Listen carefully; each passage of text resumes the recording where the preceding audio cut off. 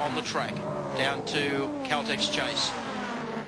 Great shot there with the headlights blazing. Thomas Mazira coming up behind the TV3 car. Going through there now. And a little drizzle on top of the mountain. It has really become very dark here over the last 15 to 20 minutes. So let's hope that we can get this race in without the downpour that we experienced here only a couple of years ago. So Mazira up behind the Ford Sierra.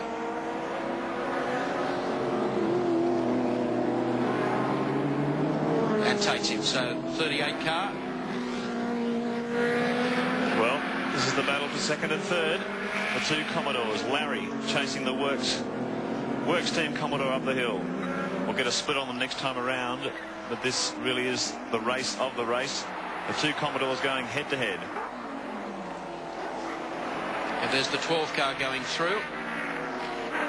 Rossi heading up to the top of the mountain. To the left-hander at BP Cutting.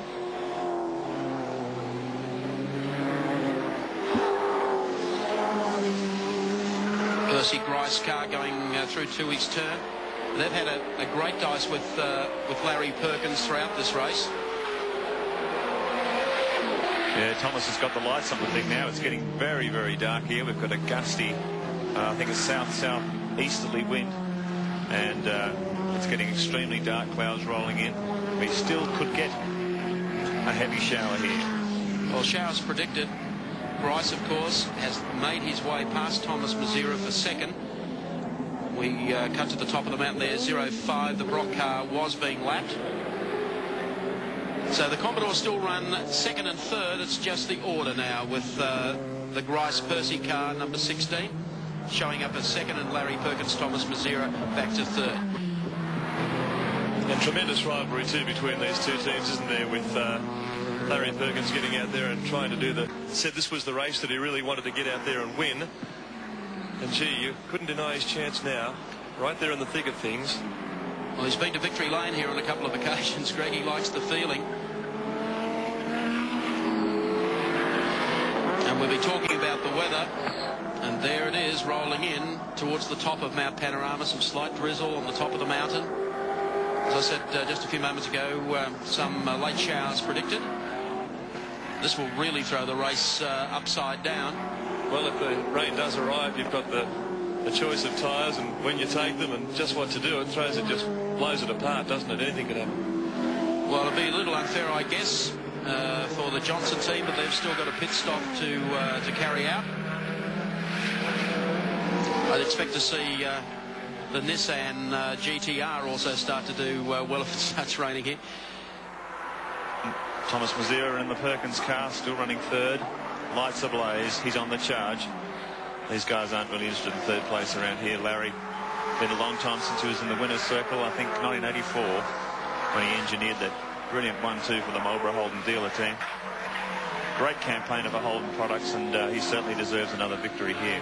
Now, you talk to these front runners, and I know a lot of people come here and want to see the race out, but you talk to these guys and you say, well, there's one winner, and the guy who runs second is the first loser.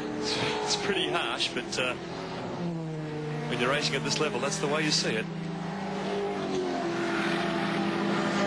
Across the top of Mount Panorama, they're already starting to think about wet weather tyres down in pit row. Well, of course, Johnson's been waiting down there with Radicic now, and they'll keep waiting. They'll keep that car out as long as they possibly can, just in case the weather comes down and that rain starts to fall.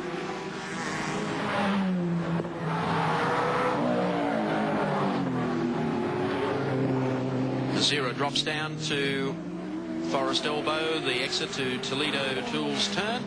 Let's check them out for you and see how they're running. Our Caltex race score, the Alum and Radish show. Thank you, Mike. Larry Perkins, did you expect to be in this position at lap 108? Oh, well, I know we're close to the front. There's only one position I want, and it's too early to start calling that one. Larry, that last pit stop was pretty good, but you lost a little bit of time at the end there. I think you lost probably 10 seconds in the pit stop. Yes, it was a bit clumsy. Thomas didn't have it in first gear, so we'll have to reprimand him for that. And then another car came into the pit ahead of him, so he couldn't get going instantly. But 10 seconds, hopefully it won't count. Larry, the car, no problems, or are there any problems at all? No, we have no problems, and touch wood, I think it's the same, but it's just going superbly, actually. We have run at our own pace, and, you know, we are more up than I thought we may have been, but I'm not knocking it, don't worry. Great effort so far, Larry. Hope you make it up to the rostrum. Sorry? I say a great effort so far. Hope you make it to the rostrum. Yeah, I do too, mate. Thank you very much. Thanks, Larry. Thank you, John. Thank you, Larry. Well, as you can see,